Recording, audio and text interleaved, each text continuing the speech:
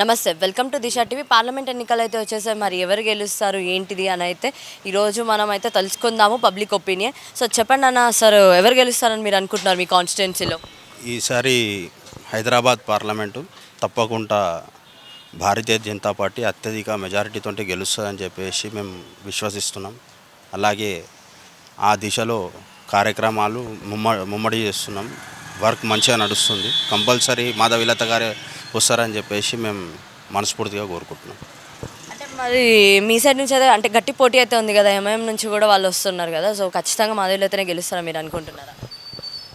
ఒక సామాన్య వ్యక్తిగా ఒక బీజేపీ పార్టీ ఈసారి 400 సీట్ల కంటే ఎక్కువ రావాలి, నరేంద్ర మోదీ గారికి మనం పార్లమెంట్ ఇక్కడి నుంచే ప్రారంభం కావాలని చెప్పేసి కోరుతూ కంపల్సరీ మేము ఈసారి హైదరాబాద్ పార్లమెంట్ బీజేపీని గెలిపిద్దామని చెప్పేసి గట్టి పోటీ ఇద్దామని అనుకుంటున్నాం. అంటే ఇంతకుముందు డెవలప్మెంట్స్ ఏం కనిపించలేదా అన్న ప్రీవియస్గా మీకు? డెవలప్మెంట్స్ అంటే ఇక్కడ మొత్తం అంతా ఒక 40 ఏళ్ళ నుంచి మొత్తం ఎంఐఎం తప్పించి ఇంకా వేరే పార్టీ లేదు. ఈసారి కొద్దిగా గట్టిగా ప్రయత్నం చేస్తున్నాం. అంటే అసలు మీకు ఎంఐఎం నుంచి కొంచెం డెవలప్మెంట్స్ కూడా ఏం కనిపించలేదా? డెవలప్మెంట్ అంటే ఇక్కడ హైదరాబాద్ మొత్తం డెవలప్మెంట్ ఉంటుంది, కానీ ప్రత్యేకంగా ఓల్డ్ సిటీకి కొంచెం నిధులు తక్కువ వస్తాయి. ఓల్డ్ సిటీ అంటే పాత బస్తీ ఏదైతే లాల్ దర్వాజాకి సంబంధించిన ఏరియాలో ఉన్నది డెవలప్మెంట్ ఉన్నది. హైదరాబాద్ మొత్తం డెవలప్మెంట్ ఉన్నది, ఇక్కడ కొద్దిగా నిధులు తక్కువ వస్తాయి, ఎందుకంటే ఇక్కడ మొత్తం హిందువులు ఉంటారు కాబట్టి. బీజేపీ. ఎందుకు బీజేపీ? మేబీ మోదీ గారి నాయకత్వం కదా, డెవలప్మెంట్ ఆయన ద్వారానే అవుతుంది. ఆయన ద్వారానే డెవలప్మెంట్ లేదు. ఎస్, 100%. అంటే ఇక్కడ వేరే ఉన్నారు కదా, జనరల్గా ఇక్కడ ప్రాంతీయ పార్టీ మనం చూసుకున్నాము, ఎవరున్నారు? మేబీ గవర్నమెంట్ వచ్చింది, మరి ఖచ్చితంగా ఇక్కడ కూడా ఏమైనా వేరే చేంజెస్? వేస్ట్ అండి, వేస్ట్. ఏదో పబ్లిక్ ఆప్షన్ లేకుండా వచ్చింది తప్పించి కాంగ్రెస్ వేస్ట్. వస్తే బీజేపీ రావాలా. ఎందుకని వేస్ట్ అని అంటున్నారు? మేబీ నా అభిమతం అది, అంతే. అది మీది, మా అభిప్రాయం అది, మీ అభిప్రాయం. అంతే. ఓకే, ఈ కాన్స్టిట్యున్సీలో ఎవరు గెలవాలి? నా ఒపీనియన్ 100% అయితే మాధవీలత గారు రావాలి. మాధవీలత వారు. గారు వద్దా? చెత్త పార్టీ నా దృష్టిలో మాత్రం, నేను ఓపెన్గా చెప్తున్నాను. అక్కడ వాళ్ళ ముస్లిం ఏరియాలో డెవలప్మెంట్ లేదు, మన దగ్గర ఏం చేస్తారు వాళ్ళు? మతతత్వ పార్టీ అంటే అది ఎంఐఎం పక్క. వాళ్ళ దగ్గరనే డెవలప్మెంట్ లేదు, మన దగ్గర ఏం చేస్తారు వాళ్ళు? ఖాళీ ఓట్లు గుంజుకోవడము, మళ్ళీ ఎప్పుడో కనిపించడం, అంతే. అంతకుమించి వేరే ఏం లేదు, నథింగ్. ఇట్లనే కనిపిస్తారు. అంతే. ఆ తర్వాత మన దగ్గర అస్సలు మన హిందూ బస్సులు అనేది అస్సలు కనిపించరు, ఎప్పుడు నథింగ్. ఏమైనా ప్రాబ్లమ్స్ ఉంటే ఎలా వెళ్తారని ఎలా అప్రోచ్ అవుతారు మరి మీరు? ఇవ్వదు, వాళ్ళు ఫేస్ చేసుకుంటారు, అంతే తప్పించి ఇప్పుడు పొలిటికల్గా మాకు సపోర్ట్ అయితే ఏం లేదు, నథింగ్ లేదు. Thank you. Welcome ma'am. Hyderabad కాన్స్టిట్యున్సీలో ఎవరు గెలుస్తారని మీరు అనుకుంటున్నారు? ఖచ్చితంగా బీజేపీ గెలవాలని మేము అనుకుంటున్నామండి. మాధవీలత గారు గెలవాలి. ఎందుకని మాధవీలత గారు? మార్పు అనేది కంపల్సరీ రావాలండి. హైదరాబాద్ కాన్స్టిట్యున్సీలో ఇప్పటివరకు ఎంఐఎం వచ్చింది, కానీ వాళ్ళతో ఎలాంటి ప్రయోజనం లేదు.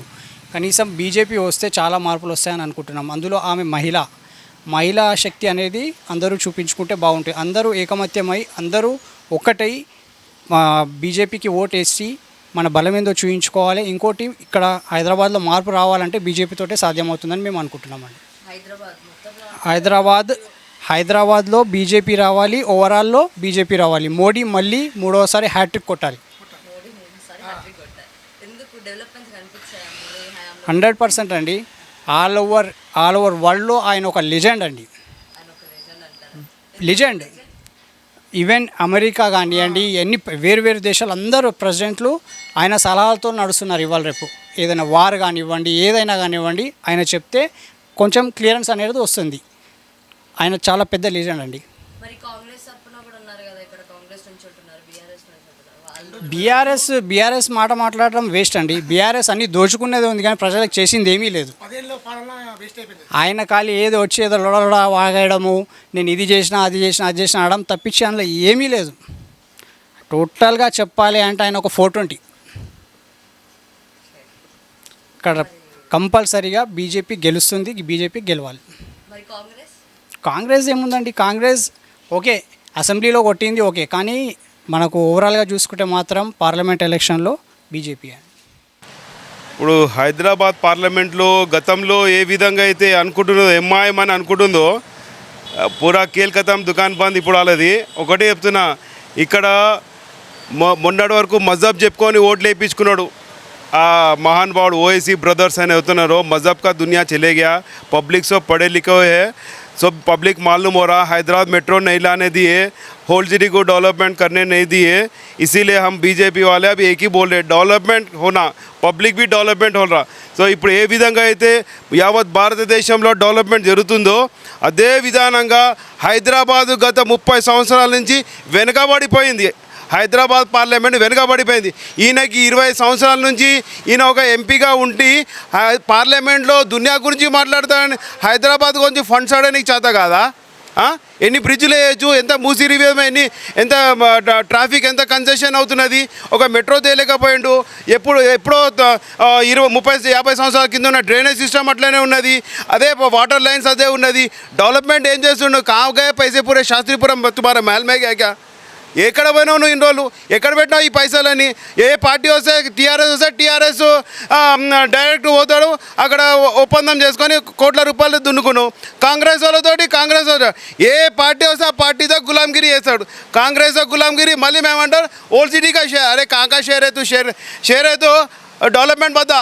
शेयर बोले तो खाली मुँह पिराने का नहीं, पब्लिक को सेवा कर. इतने सालों से पब्लिक को औले बना दिया तू. क्या ये एमआईएम यही है क्या? एमआईएम पार्टी बोलो तो मजहब बोल के वोटा डाला के और पब्लिक को पूरा ये नाला में गंदी में रहने का क्या? ఓల్డ్ సిటీ అసలు ఎక్కడ హైదరాబాద్ ఎంత అద్భుతమైన గుళ్ళు ఉన్నాయి, ఎంత మంచి వ్యవస్థ ఉన్నది, ఎయిర్పోర్ట్కు దగ్గర ఉన్నది, మరి అన్ని విధాలుగా heart of the city Hyderabad. దీని దరిద్రం రేఖలు తీసుకుపోయింది ఎంఐఎం పార్టీ.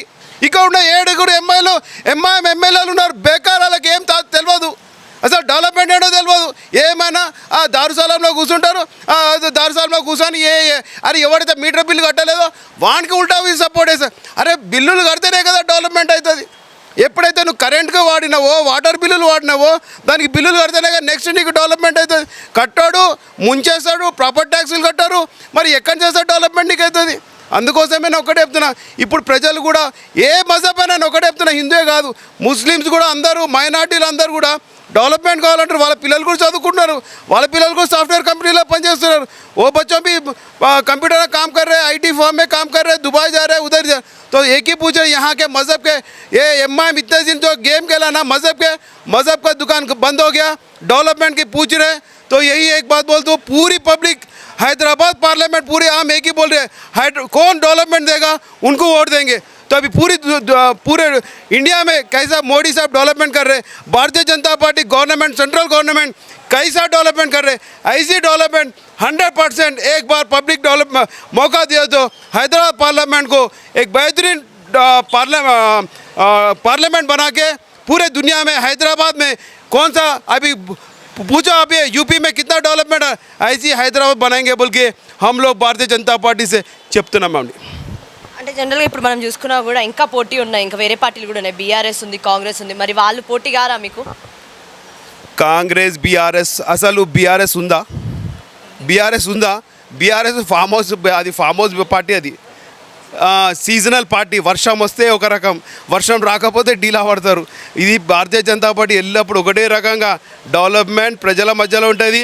ఏమైనా ప్రజల వెంట ఉండి ప్రజలని కాపాడుకో, ఒక తల్లి కాక ఒక కోడి పెట్ట ఎట్లా అంటే దాని పిల్లలని దాని రెక్కల మధ్యలో దాచిపెట్టుకొని ఎట్లా జాగ్రత్తగా చూసుకుంటుందో భారతీయ జనతా పార్టీకి దేశంలో ప్రజలందరినీ జాగ్రత్తగా దాన్ని దగ్గర పెట్టుకొని, కౌగిలింట్లో పెట్టుకొని జాగ్రత్తగా చూసుకొని దేశానికి అభివృద్ధి జరిగే విధానంగా పోతుంది. ఇక కాంగ్రెస్ అంటారా, ప్రజలని పీల్చి 50 సంవత్సరాలు పీల్చుకొని గరీబీ హటావో అనుకోడు, వాళ్ళు పెద్దగా అయిపోయారు.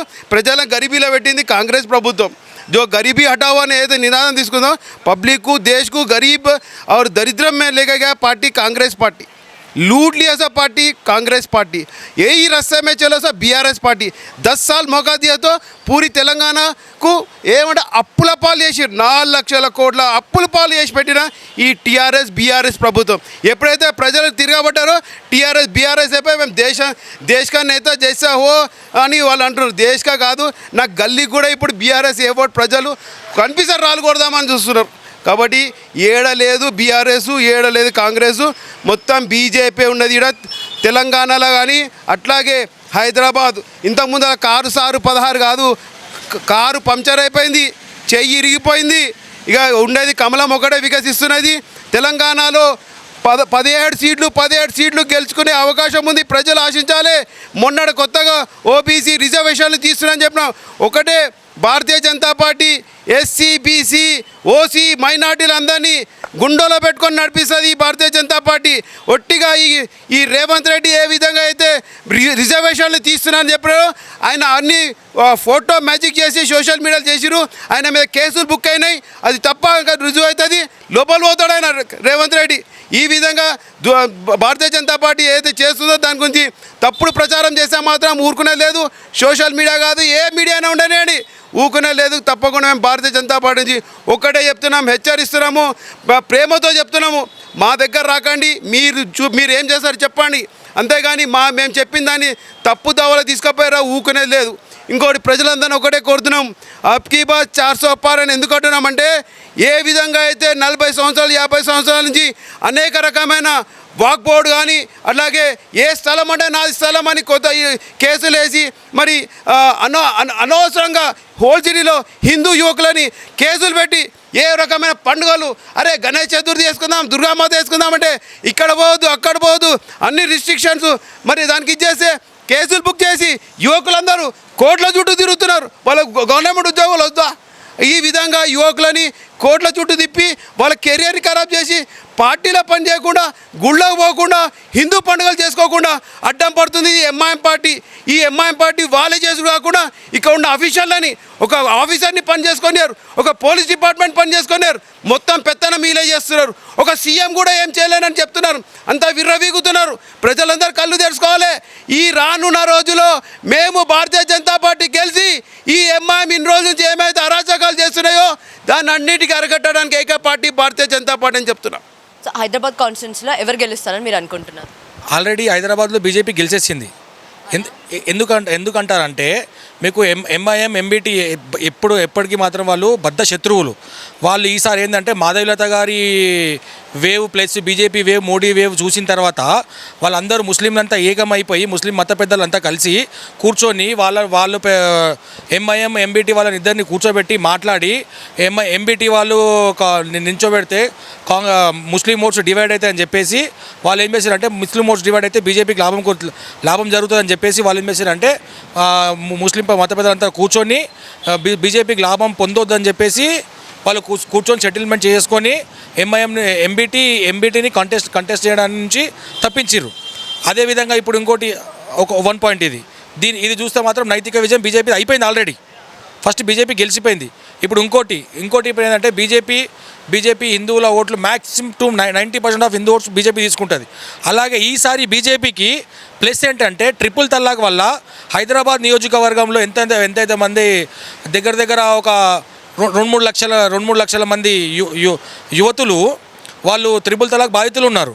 వాళ్ళందరూ కూడా మాకు త్రిపుల్ తలాక్ తీసేసిన తర్వాత మాకు న్యాయం జరుగుతుందని చెప్పేసి వాళ్ళు కూడా నరేంద్ర మోడీ గారు రుణం తీర్చుకోవాలని చెప్పేసి ఈసారి బీజేపీకి ఓటేస్తారు వాళ్ళు. ఆ ఓట్లు ఈ ఓట్లు మొత్తం కలిసి మేము BJP is going to win Hyderabad. అయితే జనరల్గా ఇప్పుడు మీరు ఎంఐఎం అని అన్నారు, 40 years నుంచి అన్నారు, మరి ఎట్లాంటి డెవలప్మెంట్స్ మీకు కనిపించలేదా? అసలు ఎలక్షన్స్ అంటే ఇప్పుడు ఎవరైనా ఎలక్షన్ కంటెస్ట్ చేస్తున్నారంటే నేను జనాలకి ఈ హామీలు ఇచ్చి నేను ఈ మేనిఫెస్టో తీసుకొని పోతా. 40 సంవత్సరాల నుంచి అసలు మేనిఫెస్టో లేని పార్టీ ఎంఐఎం, అంతే కదా? అసలు మేనిఫెస్టో లేని పార్టీ ఎంఐఎం. ఇప్పుడు ఏమంటారు, నేను ముస్లింలు అంటారు. ఒక రిక్షా వాడి కొడుకు ఇంకా రిక్షా దొక్కుతున్నాడు, ఒక ఆటో వాడి కొడుకు ఆటోను దొక్కుతున్నాడు. నీ అంత పెద్ద కాలేజీలు ఉన్నాయి, 40 ఏళ్ళ ముందు నీ ఆస్తులు ఎంత, ఇప్పుడు నీ ఆస్తులు ఎంత? మరి నీ ఆస్తుల ప్రకారం నువ్వు ఎట్లయితే ముస్లింలకు చేస్తా అంటున్నావో మరి నీ ఆస్తులు పెరిగినట్టు ముస్లిం ఆస్తులు ఎందుకు పెరగలేవు? మరి పెరగాలి కదా. రోడ్లు ఏవైతే 40 ఫీట్ల రోడ్లు ఉన్నాయి అట్లనే ఉన్నాయి ఇప్పటివరకు. నువ్వు బండ్లగూడలో నీ స్కూల్ కట్టుకున్నందుకు 100 ఫీట్ల రోడ్లు చేస్తున్నావు నువ్వు ఇంటికి పోవడానికి, కాలేజ్ పోవడానికి.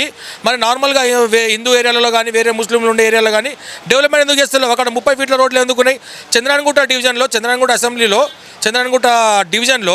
Chandrayangutta to Srisailam highway road, police station road, అది 30 ఏళ్ళ నుంచి శాంక్షన్ అయి ఉంది రోడ్. అది ఇప్పటివరకు దాన్ని 30 ఫీట్ల రోడ్ ఉంది, దాన్ని అసలు రోడ్ డెవలప్మెంట్ చేస్తలేరు.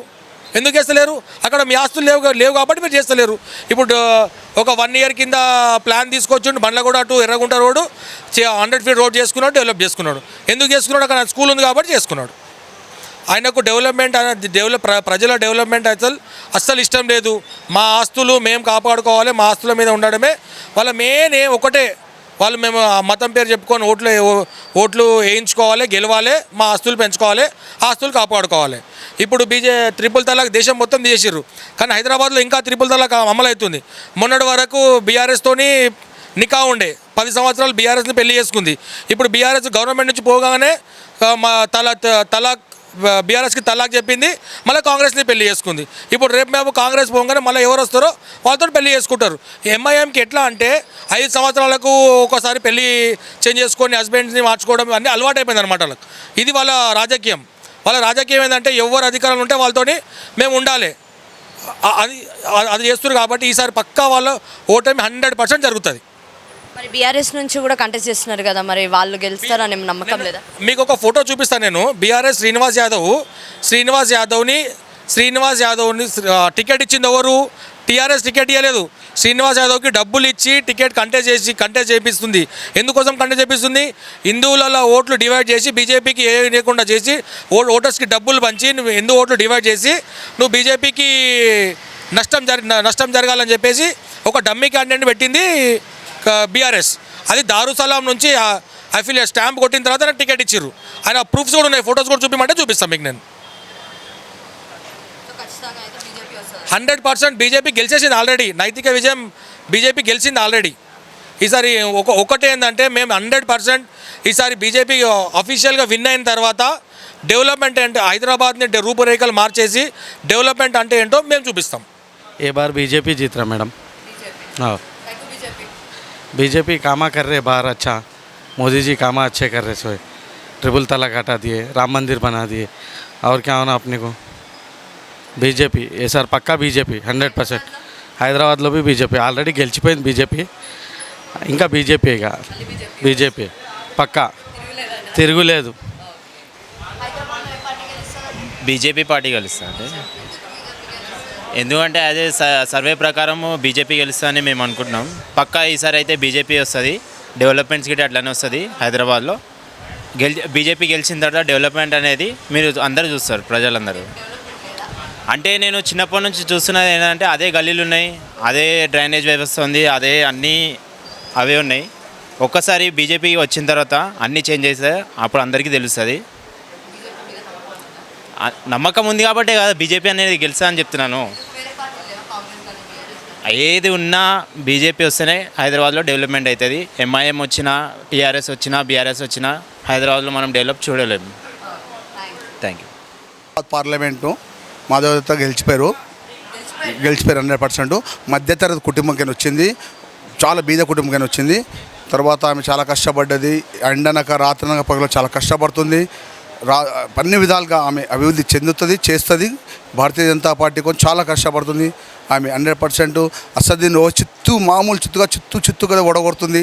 ఇది ఒకటి రాసి పెట్టుకోండి. 100% మాధవత గెలిచినట్టు 100% మేము ఫిక్స్ అయిపోయినాం. భారతదేశం మొత్తం కూడా ఈ హైదరాబాద్ పార్లమెంట్ కోసం టోటల్ భారతదేశం ఎదురుస్తుంది. హైదరాబాద్ పార్లమెంట్ కోసం అన్ని రాష్ట్రాల అన్ని గవర్నమెంట్లు కూడా దృష్టి దీని మీద పెట్టింది. హైదరాబాద్ పార్లమెంటు మీదనే దృష్టి పెట్టింది. 100% గెలిచిపోయిందని మోడీ గారు కూడా చాలా హ్యాపీగా సంతోషం. అమిత్ షా గారు కూడా రావడం అదే కారణము. నెక్స్ట్ గెలవంగానే భాగ్యలక్ష్మి టెంపుల్ దగ్గర చాలా పెద్ద ఎత్తున మేము చాలా పెద్ద కార్యక్రమం చేస్తాం మాధవీలత గారితో. 100% షూర్. ఇది ఈసారి తప్పకుండా బీజేపీ విజయం సాధిస్తున్నది. ఎందుకంటే ఎంఐఎంకి స్ట్రాంగ్ అపోజిషన్ బీజేపీ ఇక్కడ. ఎంఐఎంకి స్ట్రాంగ్ అపోజిషన్ బీజేపీ తప్ప ఇంకే పార్టీ లేదు ఇక్కడ. అన్ని డమ్మీ పార్టీలు ఉన్నాయి ఇక్కడ. అసదుద్దీన్ ఓవైసీ, అక్బరుద్దీన్ ఓవైసీ ఎలా చెప్తే అలా నడుస్తున్నాయి పార్టీలు ఇక్కడ. కాంగ్రెస్ అయినా సరే, బీఆర్ఎస్ అయినా సరే, వాళ్ళు అక్కడ ఏ క్యాండిడేట్ నిలబెట్టమంటే ఇక్కడ ఆ క్యాండిడేట్ నిలబడతారు. బీఆర్ఎస్ తరపున, కాంగ్రెస్ తరపున. డెవలప్మెంట్స్ ఇక్కడైతే ఇప్పుడు ఏమి లేవు. 40 years నుంచి ఇక్కడ డెవలప్మెంట్స్ అనేది ఇక్కడ ఏమి లేదు, కనిపించలేదు ఇక్కడ. ఖచ్చితంగా తప్పకుండా ఎందుకంటే హైదరాబాద్ అనేది చాలా హాట్ సీడ్ అయిపోయింది ఇప్పుడు దేశం మొత్తంలో హాట్ సీడ్ అయిపోయింది హైదరాబాద్ అనేది ఇక్కడ చాలా దొంగ ఓట్లు ఉన్నాయి. దానివల్లనే అక్బరుద్దీన్ ఓవైసీ అయినా అసదుద్దీన్ ఓవైసీ అయినా ఇక్కడ గెలుస్తున్నాడు. ఈ మొన్న ఎలక్షన్ కమిషన్ 5 లక్షల ఓట్లు డిలీట్ చేసింది దొంగ ఓట్లు అనేది. సో తప్పకుండా బీజేపీ విజయం సాధిస్తుంది. స్టార్టింగ్లో ఎంఐఎం వాళ్ళు మాధవీలతను చాలా లైట్ తీసుకున్నారు. రాను ఆమె వేవ్ చూసి వాళ్ళు కూడా భయపడి వాళ్ళ శత్రువైన ఎంబీటీతోని వాళ్ళు కూర్చొని మాట్లాడుకొని ఫ్రెండ్స్ అయ్యారు వాళ్ళు. ఇప్పుడు అది చూస్తేనే అర్థమైపోతుంది మనకి ఇక్కడ మాధవీలత గెలవబోతున్నది.